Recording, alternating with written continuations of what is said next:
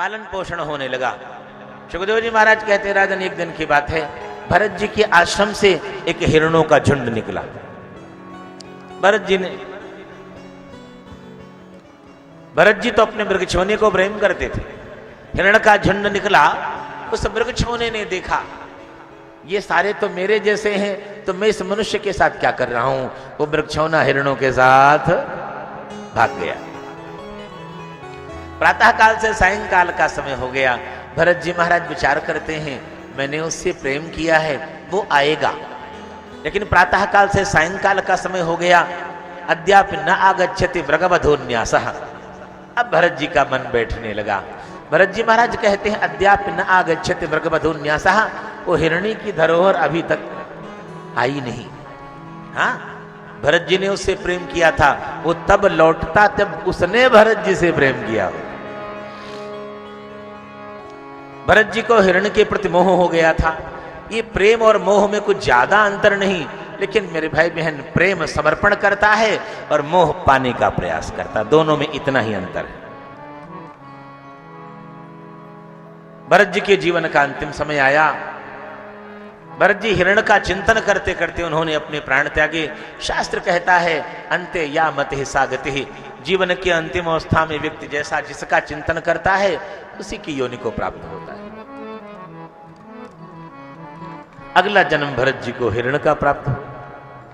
भरत जी सोचने लगे, अरे धिक्कार है मेरे जीवन को, मैं मनुष्य से देवता बना होता ये बात तो समझ में आती है, मैं मनुष्य से पशु बन गया। क्यों? क्योंकि मैंने प्रेम किया था, अब मैं प्रेम नहीं करूंगा। यहां तक कि हिरण के रूप में उनके जो माता पिता हैं उनका भी त्याग कर दिया और पुनः वही गंडकी नदी के किनारे जाकर पहुंचे। आधा शरीर गंडकी में डाल देते, आधा गंडकी के बाहर, और बड़े प्रेम से भगवान का नाम चिंतन करते। एक दिन सहज ही उनका शरीर छूट करके नदी में बह गया। अब भरत जी को एक ब्राह्मण के घर जन्म प्राप्त। भरत जी सोचने लगे, ये बार बार जन्म और मृत्यु का चक्कर, केवल बार बार मुझे जन्म और मृत्यु का दुख इसलिए उठाना पड़ रहा है क्योंकि मैंने प्रेम किया था, इसलिए अब मैं किसी को प्रेम नहीं करूंगा। और प्रेम करने की छोड़ो, मैं बोलूंगा ही नहीं। बोलूंगा तो कोई मुझसे प्रेम करेगा, मैं बोलूंगा ही नहीं। भरत जी मौन हो। हाँ, पुनरपि जननम पुनरपि मरणम पुनरपि जननी जठरेश। अगर नहीं चाहते हो तो एक ही काम करना पड़ेगा, भज गोविंदम गोविंदम भज मूढ़। भज गोविंदम, बच जाओगे जन्म मरण के चक्कर। भज गोविंदम गोविंदम भज मूढ़ मते। भज गोविंदम भज गोविंदम गोविंदम भज मूढ़ मते। पुनरपि जननम पुनरपि मरणम पुनरपि जननम पुनरपि मरणम पुनरपि जननी जठरे सैनम। यह संसारे खलो दुस्तारे कृपया पारे आहि मुरारे। भज गोविंदम भज गोविंदम गोविंदम भज मूढ़ मते। भज गोविंदम भज गोविंदम भज गोविंद। मेरे भाई बहन, ब्राह्मण के घर जन्म प्राप्त। बोलूंगा नहीं, बोलने नहीं मैंने, बस पिता ने पढ़ाने का प्रयास किया, बेटा वेद शास्त्र उपनिषद ये पढ़ ले वो पढ़ ले। अरे कुछ और न सही तो कम से कम गायत्री मंत्र तो याद कर ले। गायत्री तो ब्राह्मण के लिए सर्वोपरि होती है, गायत्री तो याद कर ले। भरत जी ने सोचा, मुझे कुछ नहीं चाहिए। पोथी पढ़े पढ़े जगमुआ, पंडित भया न कोय, ढाई आखर प्रेम का पढ़े सब पंडित। पंडित शब्द की परिभाषा तो यही है ना, और गीता में भगवान पंडित शब्द की परिभाषा करते हैं, विद्या विनय संपन्ने ब्राह्मणे गविहस्तिनी शोनिचैव शपाके च पंडिता समदर्शिनः। जो समदर्शी है, समस्त प्राणियों में जो अपने परमात्मा, अपने इष्ट का दर्शन करता है, वास्तव में वो पंडित है।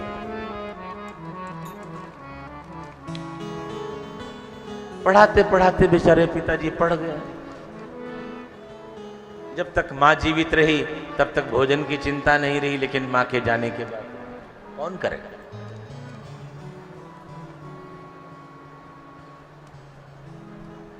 मां के जाने के बाद भाइयों ने कहा निकम्मा कुछ काम काज नहीं, चलो बात। श्री भरत जी महाराज घर से बाहर आ गए। रास्ते में पड़े रहते, मस्ती करते। गांव के लोगों ने देखा ब्राह्मण बालक है, भूखा रहता है, बेटा एक काम कर, तू हमारी गाय चरा दिया कर, मैं तुझे भोजन दिया कर। देखो मेरे भाई बहन, जब तक जीवन है तब तक कुछ खाना पीना तो पड़ेगा, उसके बिना तो गति है नहीं। तू मेरी गाय चराया कर, मैं तुझे भोजन दूंगा। कोई बात नहीं। और गाय चराने में कुछ गणित तो लगाना नहीं पड़ता है। जब पड़ोसियों की गाय चराने लगा तो भाइयों ने कहा इसने तो हमारी नाक कटवा रखी है। जब पड़ोसियों की गाय चराता है तो अपनी गाय चरवाओ, तो कोई बात नहीं, अपनी गाय चराने लगे। एक दिन वो गाय किसी किसान के खेत में घुस गई। अब भरत जी ने सोचा कौन मना करे, जो परमात्मा मेरे अंदर निवास करता वही परमात्मा इनके अंदर निवास करता, तो कैसे मना किया जाए। ओम, सारा खेत चौपट हो गया। किसान ने आकर के शिकायत की। मेरे भाई बहन, भाइयों ने कहा ये तो बड़ा निकम्मा, एक काम कर, आज से तो गाय चराना बंद कर दे। श्री जी, आज से तो गाय चराना बंद कर दे। एक काम कर, ये ले फावड़ा और खेत की मेड़ ठीक करके आ। खेत की मेड़ समझ रहे हैं ना, दो खेतों के बीच की सीमा। श्री आप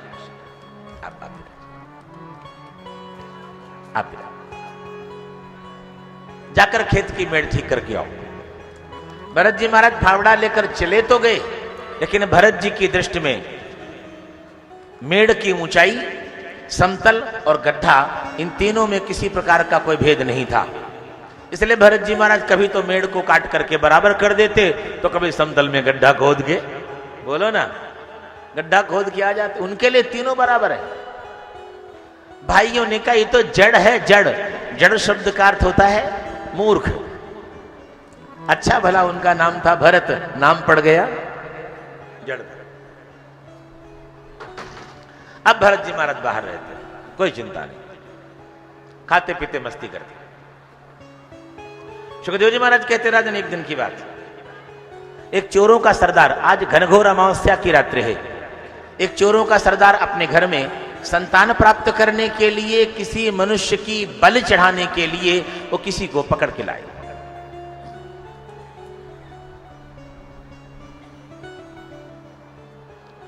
आधी रात का समय था, मौका पाकर कि वो आदमी तो भाग गया।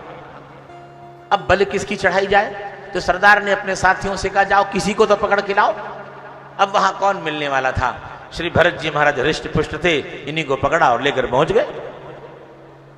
आधी रात का समय, अच्छी तरह भरत जी को स्नान कराया गया, नए नए कपड़े पहनाए गए, सुंदर सुस्वादु भोजन कराया गया, गले में माला पहनाई गई, मस्तक पर तिलक। आप जानते हो जिसकी बलि चढ़ाई जाती है उसके साथ ये सब होता है। आपने कभी किसी को बलि चढ़ते हुए देखा है? डॉक्टर साहब, ये बाकी लोग जो पीछे बैठे हैं, जरा मेरा निवेदन है, आप लोगों ने कभी किसी को बलि चढ़ते हुए देखा है? आप लोगों ने कभी किसी को बलि चढ़ते हुए देखा है? नहीं। आज तक आप लोगों ने कभी किसी दूल्हे को घोड़ी चढ़े नहीं देखा? हद हो गई डॉक्टर साहब, वही परंपरा तो है। अंतर केवल इतना है, सिर काट करके जिसको हलाल किया जाता है वो तो एक ही झटके में हलाल हो जाता है, और पति बेचारा रोज थोड़ा थोड़ा हलाल होता है। मेरे भाई बहन, मंदिर के पुजारी, माता भद्रकाली के मंदिर के जो पुजारी जी, आधी रात का समय, सरदार के मस्तक पर तिलक किया, खड्ग का पूजन किया, सब। ब्राह्मण ने कहा बस यही मुहूर्त है, इसी समय माता भद्रकाली को बलि चाहिए। भरत जी से कहा सिर झुका। सहज ही भरत जी ने अपना मस्तक झुका दिया। जैसे ही भरत जी ने अपना मस्तक झुकाया और सरदार ने अपनी तलवार लेकर जैसे श्री भरत जी महाराज के मस्तक को काटने का प्रयास किया। मेरे भाई बहन, माता भद्रकाली नाराज हो गई। जरा विचार करके देखिए, एक साधारण सी नारी अपने सामने अपने बच्चे को मरता हुआ नहीं देख सकती। वो जगत जननी, सारे संसार की माँ है, भला वो अपने सामने किसी को मरता हुआ कैसे देख सकती? माता भद्रकाली नाराज हो गई, मूर्ति को फाड़ करके बाहर निकल कर सरदार के हाथ से तलवार को छीन लिया। सबसे पहले उसी के मस्तक को काटा, उसके साथियों के मस्तक को काटा, ब्राह्मण के मस्तक को काटा, सबके मस्तकों को काट करके माता भद्रकाली उनके सिरों को अपने हाथ में लेकर के गेंद की तरह उछालती माता भद्रकाली ताजे ताजे रक्त का पान करती हुई अट्टहास करती चली जा रही थी। भरत जी महाराज शांत खड़े। माता भद्रकाली की दृष्टि श्री भरत जी महाराज पर पड़ी। मन ही मन विचार करने लगे। जाकर के अपने पुत्र को हृदय से लगाया, अपना वरदहस्त उसके मस्तक पर घुमाया और मन ही मन विचार करने लगी कि मेरा बच्चा कितना भोला है, इसको ये भी नहीं पता कि ये लोग इसकी बलि चढ़ाने के लिए लेकर आए। वरदहस्त मस्तक पर घुमाया और जैसे मूर्ति से बाहर निकल करके आई थी ऐसे ही मूर्ति में जाकर के समा गई। मेरे भाई बहन, भगवान शंकराचार्य जी के मां, मैंने तन से तेरी कोई सेवा नहीं, तन से तो तेरी कोई सेवा की ही नहीं, यहां तक कि धन से भी मैंने तेरी कोई सेवा नहीं की। लेकिन मां फिर भी तू कितनी अच्छी, मुझे कितना प्यार करती, तभी तो पुत्र भले ही कुपुत्र हो जाए लेकिन माता कभी कुमाता। भगवान शंकराचार्य कितना जिस समय भगवान शंकराचार्य कश्मीर जाकर के पहुंचे, हाँ, मां शारदा का निवास स्थान है, कश्मीर जाकर के पहुंचे और भगवान शंकराचार्य ने अपना मत रखा, ब्रह्म सत्यम जगन मिथ्या, जियो ब्रह्मैव नापरः। वहां जितने आचार्य विद्वान लोग थे उनके यहां शक्ति की उपासना होती थी। शक्ति का खंडन किया, ब्रह्म का मंडन करके वहां से लौटे। लौट कर प्यास लगी, सामने नदी है। भगवान शंकराचार्य जल पीने के लिए नदी की ओर बढ़े और बस नदी केवल 4 कदम की दूरी पर रह गई और भगवान शंकर प्यास के मारे अचेत होकर के गिर गए।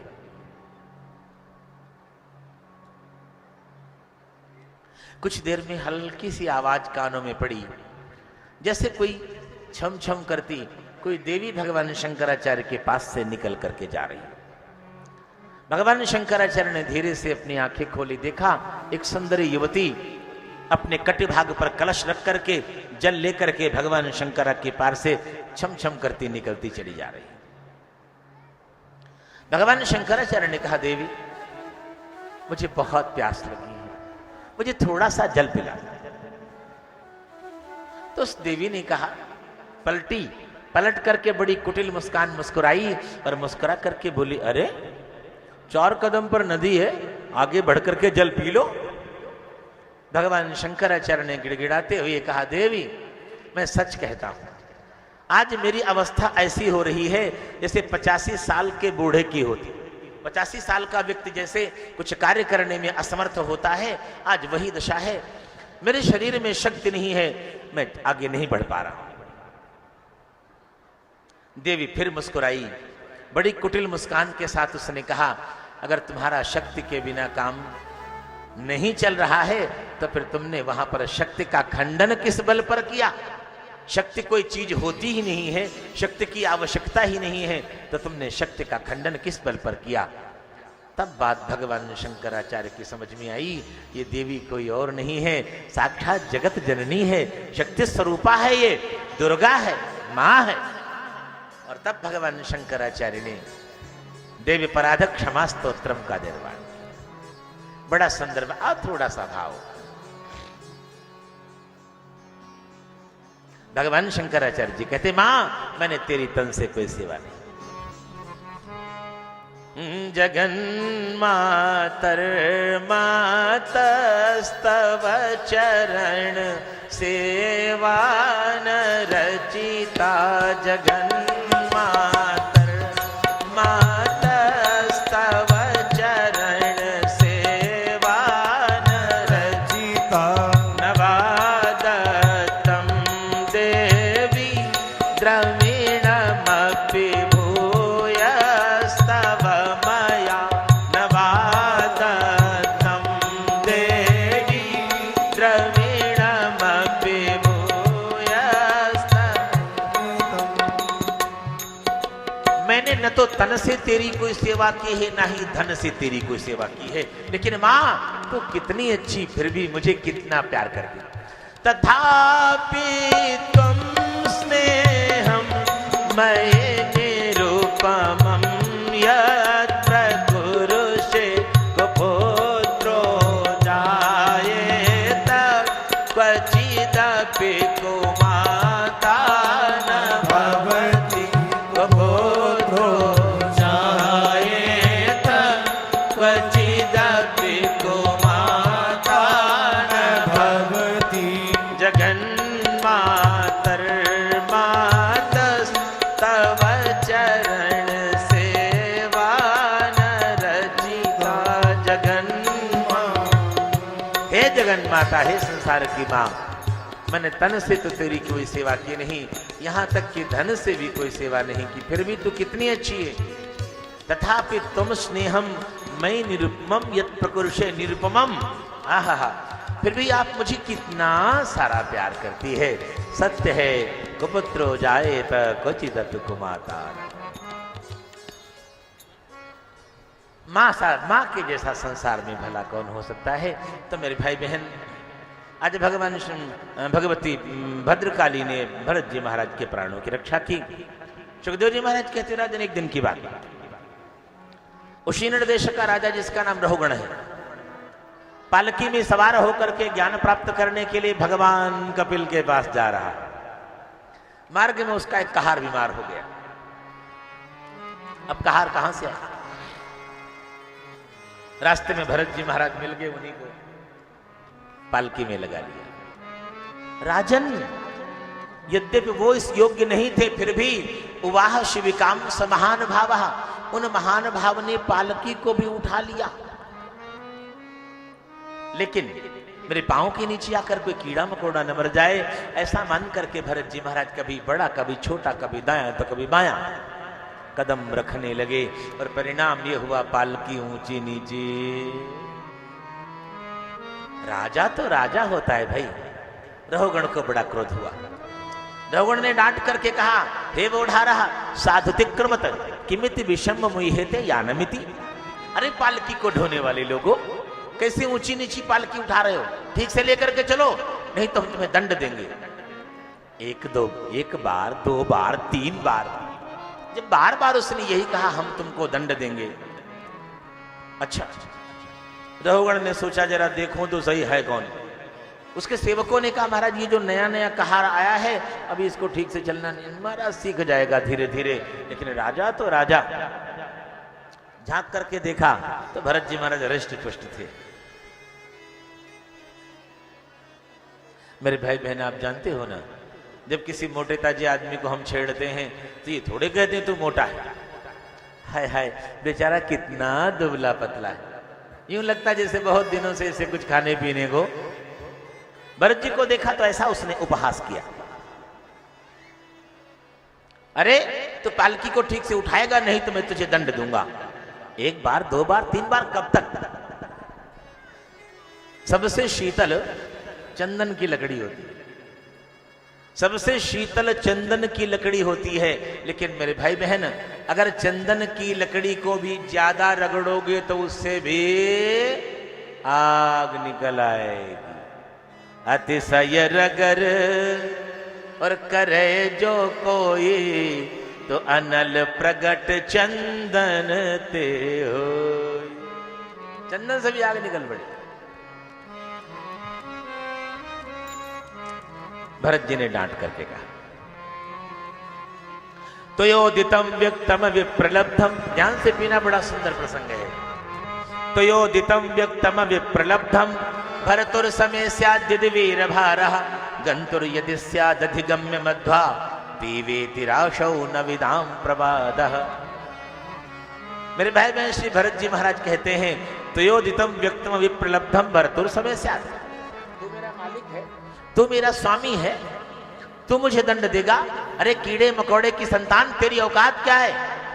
तुझे दंड देने का अधिकार किसने दिया है? दंड देने का अधिकार तो एकमात्र मेरे स्वामी को है। तू कहां का स्वामी हो गया? त्वयोदितम व्यक्तम विप्रलब्धम भरतुर समय स्यात्।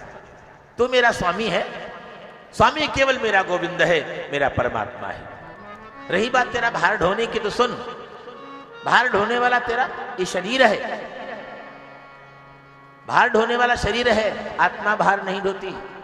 और गंतुर यदि स्यात् अधिगम्य मध्वा, ये आने जाने का रास्ता किसके लिए है? बोले वो शरीर के लिए है, आत्मा न कहीं जाती है न कहीं आती। तीसरी बात, विवेति राशव न विदाम प्रवादः, मैं तुझे मोटा दिखाई दे रहा हूं, तेरे बाप का खाता हूं। सुन, मोटा और पतला होना शरीर का धर्म है, आत्मा का धर्म नहीं है। आत्मा न मोटी होती ही न पतली होती, वो निर्विकारी है। अच्छेद्यो ये बदाई हो यम अक्लेद्यो शोषयेव च नित्यः सर्वगत स्थान हो अचलो यम सनातनः। मूर्ख कहीं का चला है भगवान कपिल के पास ज्ञान प्राप्त करने के लिए। जैसे भरत जी ने उसको डांटा, उसने कहा पालकी उठाने वालों से नहीं कहा पालकी उतारो, सीधे पालकी से छलांग लगा दी, पालकी से छलांग लगा दी। और अब सेवकों से कहा जल्दी से पालकी उतारो, जल्दी से पालकी उतारी। श्री भरत जी महाराज को सुंदर उत्तम आसन देकर के बिठाया, षोडशोपचार से उनकी पूजा की और पूजा करने के बाद अपना मस्तक उनके चरणों में रखा। गुरुदेव आप क्षमा करना, सत्य है, सत्य है, मैं भगवान कपिल के पास ज्ञान प्राप्त करने जा रहा था, लेकिन अब नहीं जाऊंगा। अब वही ज्ञान आप मुझे देंगे। सबसे पहले तो आप मेरे अपराध को क्षमा कर दीजिए। मैं आपको पहचान नहीं सका, लगता है कई महीनों से आपने स्नान नहीं किया था, स्नान न करने के कारण आपका यज्ञोपवीत भी काला पड़ गया, मैं आपको पहचान नहीं सका। जैसे भस्म के अंदर छिपी हुई अग्नि को नहीं पहचाना जा सकता है, ऐसे ही मैं आपको नहीं पहचान सका, आप मुझे क्षमा कर दीजिए। उसे एक बात बताऊं, मैं संसार में किसी से डरता नहीं हूं। रस्सी जल गई लेकिन ऐठन नहीं, रस्सी जल गई पर ऐठन नहीं। रघुगण कह रहा मैं संसार में किसी से डरता नहीं। ना हम विशंके सुरराज वज्रात, ध्यान से जरा रसपान कीजिए।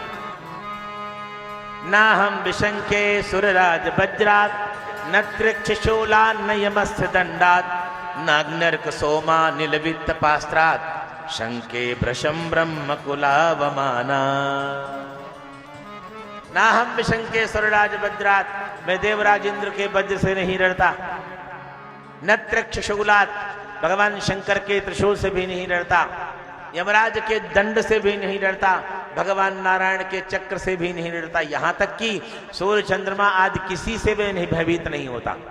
लेकिन शंके भृशम ब्रह्म कुलावमानात, अगर मैं डरता हूं तो केवल इस बात से कि अनजाने में भी कभी मेरे द्वारा किसी ब्राह्मण का अपमान न हो जाए, क्योंकि जो किसी तरह नहीं मारा जा सकता वो ब्राह्मण के क्रोध की अग्नि में जल करके भस्म हो जाए।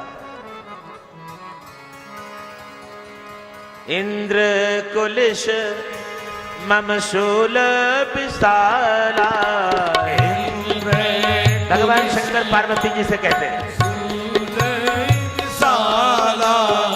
इंद्र कुलिश मम शूल पिसाला, इंद्र कुलिश मम शूल पिसाला, काल दंड हरि चक्र कराला, काल दंड हरि चक्र कराला, जो इन्ह कर मारा नहीं मरई, जो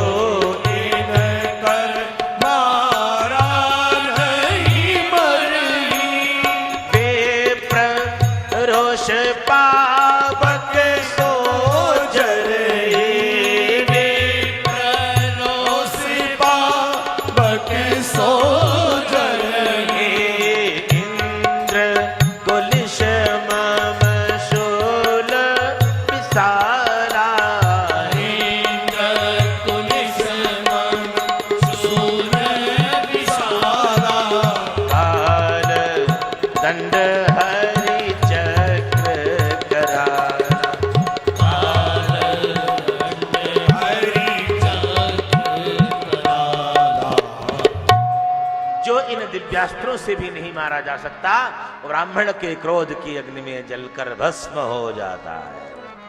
इसलिए महाराज आप मेरे अपराध को क्षमा कीजिए। और हाँ, मैं भगवान कपिल के पास जा रहा था, लेकिन अब वहां नहीं जाऊंगा, अब वही ज्ञान आप मुझे देंगे। अभी अभी आपने कहा आत्मा निर्विकारी है, शरीर विकारवान है। तो एक बात बताइए, अगर आत्मा में किसी प्रकार का विकार नहीं होता है तो लोग कहते क्यों हैं वो मेरी आत्मा बड़ी दुखी है, मेरी आत्मा बड़ी सुखी है? फिर सुख दुख का अनुभव आत्मा में क्यों होता अगर कोई विकार नहीं है तो?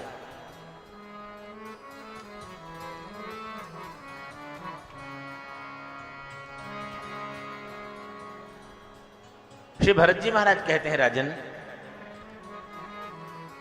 ये भेद तो केवल औपाधिक है, आरोपित है। वास्तव में आत्मा सुख दुख का अनुभव नहीं करती। सुख दुख का अनुभव तो वास्तव में इंद्रियों के माध्यम से इंद्रियों का राजा मन करता है, उसका आत्मा से कोई लेना देना। तो फिर आत्मा में ऐसा भाव क्यों होता कि हम सुखी हो गए, हम दुखी हो गए? पर उसका एक उदाहरण मैं आपको देता हूं।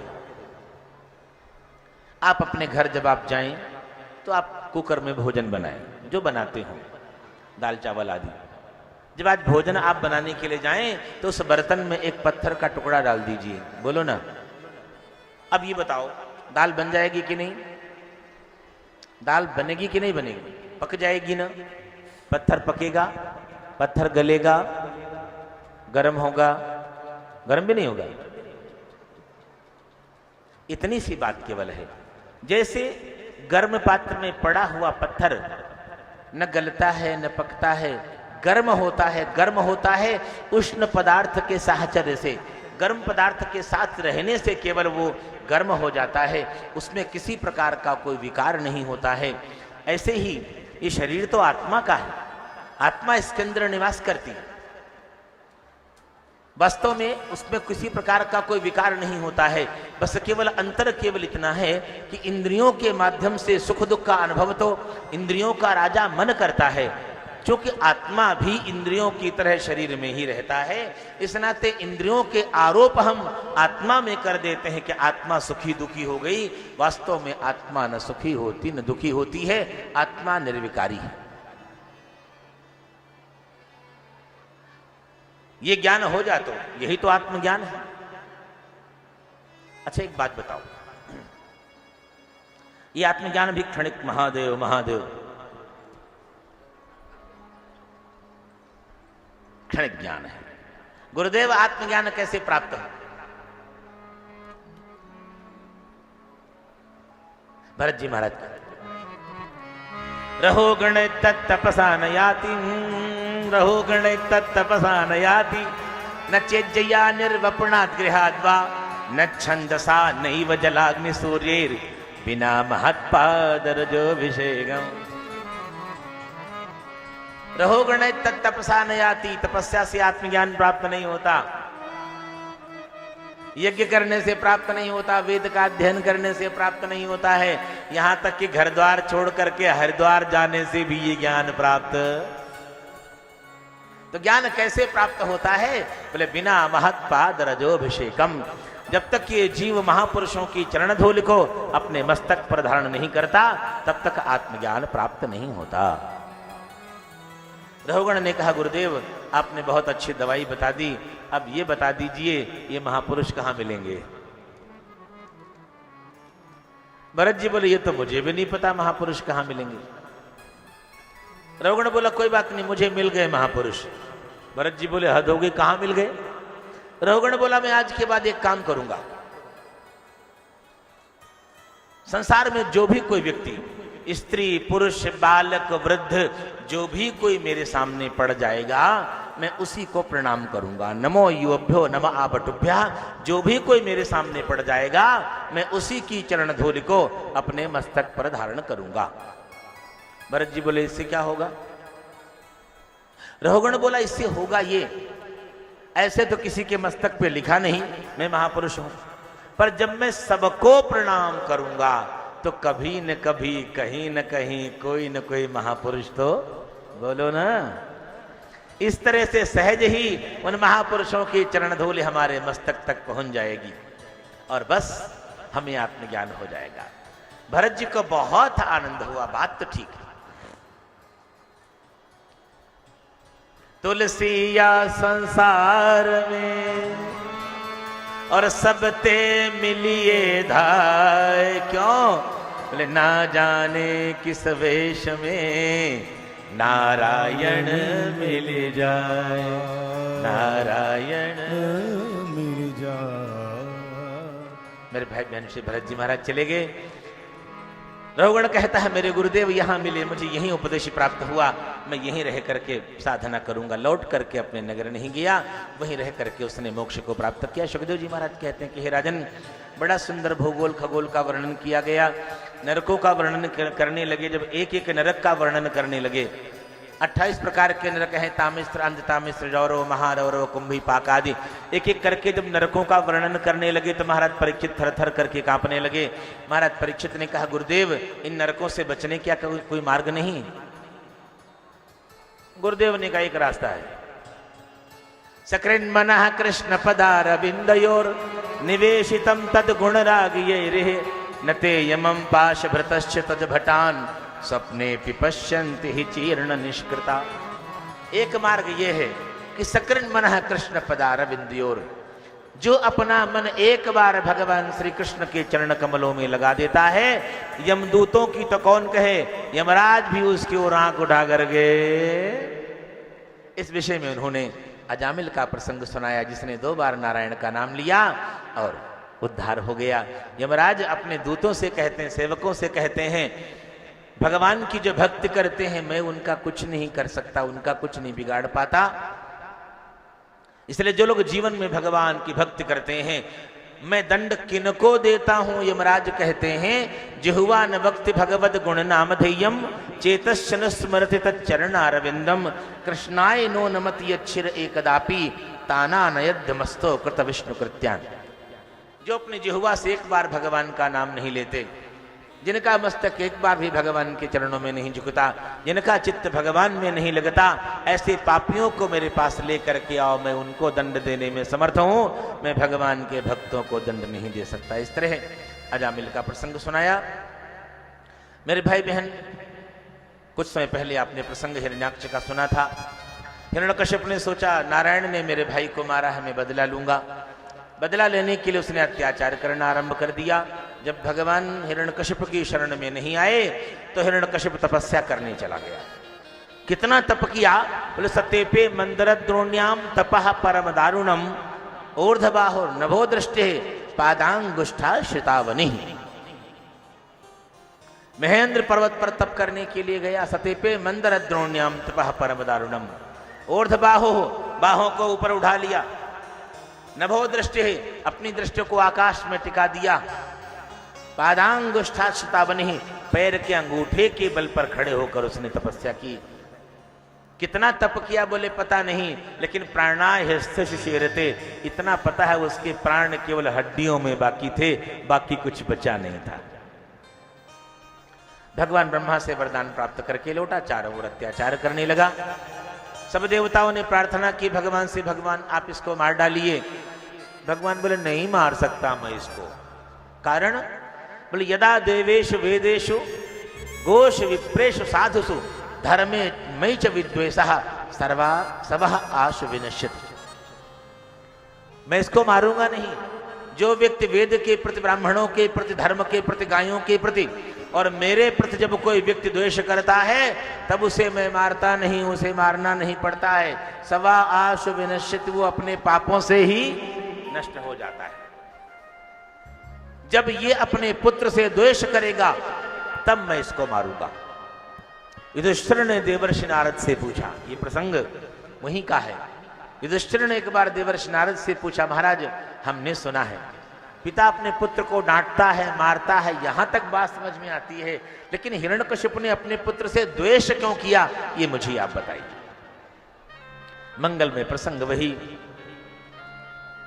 प्रहलाद जी गुरुकुल में, संडामर्क के गुरुकुल में विद्याध्ययन करते हैं, लेकिन जब विद्याध्ययन करके आज अपने पिता के पास पहुंचे, पिता ने पूछा बेटा तूने क्या सीखा? तो प्रहलाद जी महाराज कहते हैं, हित्वात्म पातम गृहमंद कूपम वनम गतो यद हरिमाश्रयेत। जो व्यक्ति संसार रूपी अंधे कुएं में कूद करके आत्महत्या के पाप को नहीं लेना चाहता है, उसे चाहिए वनम गतो हरिमाश्रयेत, वनम गतो यद हरिमाश्रयेत, जंगल में जाकर के भगवान का भजन करे। हिरण्यकश्यप ने पूछा, अरे ये उल्टी विद्या कहां सीख कर, चल जा। अनेक प्रकार से उसे दंड देने का प्रयास किया। मेरे भाई बहन करुणा निधान भगवान हर कदम पर, आज भगवान ने जब अत्यंत अत्याचार करने लगा हिरण्यकश्यप, तो भगवान स्वयं अवतरित होकर के अपने भक्त की बात को सत्य सिद्ध करने के लिए खंभे को फाड़ करके भगवान का अवतरण हुआ। और भगवान के इस परम पावन अवतार का नाम था नृसिंह। बोलो नृसिंह भगवान की जय। तुम्हारा परमात्मा सब जगह रहता, तुम्हें जरा देखता हूं। स्तंभम तरातात बला समुष्णा, मुट्ठी बांध करके उसने जैसे खंभे पर प्रहार किया अपने भक्त की बात को सत्य सिद्ध करने के लिए, करुणा निधान भगवान खंभे को फाड़ करके बाहर निकल करके आए और आकर के हिरण्यकश्यप के हाथ से तलवार छीन करके फेंक दी। हिरण्यकश्यप को उठाया, अपने गोद में बिठाया और बोले, ब्रह्मा के सारे वरदान याद कर ले। तूने ब्रह्मा से वरदान के रूप में मांगा था, तेरी मृत्यु ऊपर ना हो नीचे ना हो तो मैं तुझे अपनी गोद में रखकर मारूंगा। तूने कहा था अंदर या बाहर मृत्यु ना हो तो मैं तुझे देहली पर रख करके मारूंगा। तूने कहा था मेरी मृत्यु दिन में या रात में ना हो तो मैं तुझे सायंकाल मारूंगा। तूने कहा था मेरी मृत्यु ब्रह्मा की बनाई गई सृष्टि के किसी जीव से ना हो, मुझे भली भांत देख ले, आज तक ब्रह्मा ने ऐसे किसी जीव का निर्माण नहीं किया है।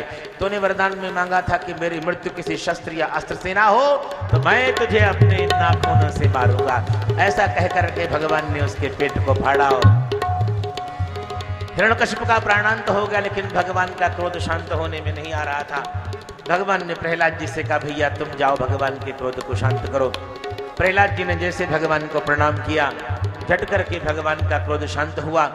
हिरण्यकश्यप के शव को नीचे गिरा दिया। बालक प्रहलाद को उठाया, सिंहासन पर अपनी गोद में जाकर के बिठाया और बड़े प्यार से भगवान उसका एक एक अंग छू छू करके देखते हैं।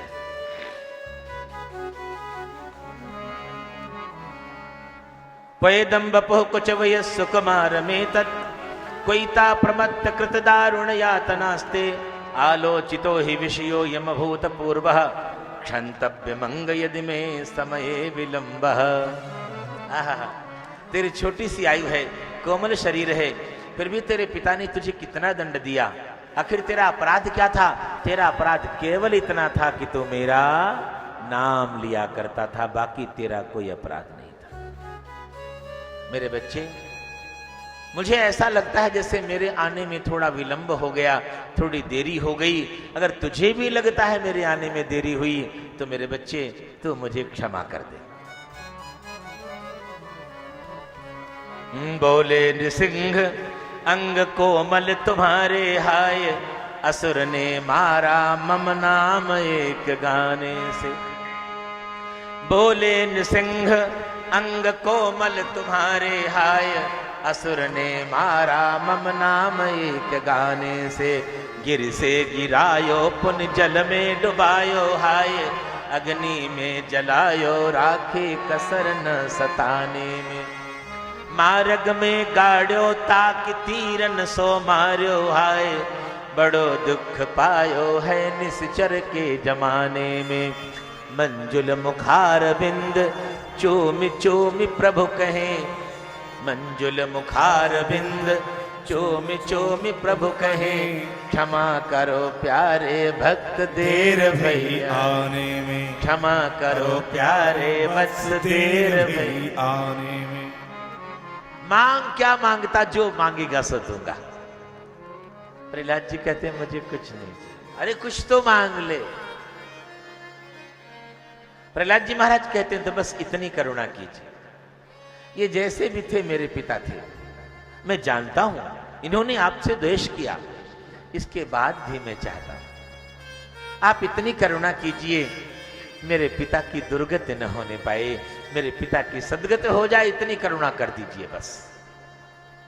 मेरे भाई बहन भगवान के नेत्र सजल हो आए और भगवान ने कहा, अरे पगले, तूने मांगती मांगती मांगा तो पिता की सद्गति। अरे तेरे जैसे पुत्र को प्राप्त करके तो 21 पीढ़ियां तर जाया करती हैं, ये तो केवल दूसरी पीढ़ी है। वो देख तेरे पिता पहले से ही विमान में बैठ करके मेरे परम पावन धाम में जा रहे हैं। मेरे भाई बहन, प्रहलाद जी ने अपने पिता की सदगति देखी, बड़ा आनंद हुआ प्रहलाद जी को। भगवान ने कहा तुम 36,000 वर्षों तक राज्य करो और इसके बाद तुम मेरे पास आ जाना। सुखदेव जी महाराज कहते हैं कि हे राजन, तामस और चाक्षुष मनवंतर में भगवान के अनेक अवतार हुए। एक समय की बात है, आसीत गिरिवरो राजस त्रिकोटैत विश्रुतः क्षीरोदेनावृत श्रीमान योजनायुत मुच्छ्रितः। एक त्रिकूट पर्वत के ऊपर एक गजराज अपने परिवार के साथ रहा करता आज, और उसकी तलहटी में बड़ा सुंदर सरोवर था जिसमें नित्य नूतन कमल खिले रहते थे। एक दिन गजराज जलपान करने, जल क्रीड़ा के लिए सरोवर में जाकर पहुंचा। खूब प्रेम से उसने जलपान किया, ध्यान से पीना बड़ा सुंदर भाव है। प्रेम से जलपान किया, परिवार के साथ जल क्रीड़ा की, आनंद लिया जल क्रीड़ा का।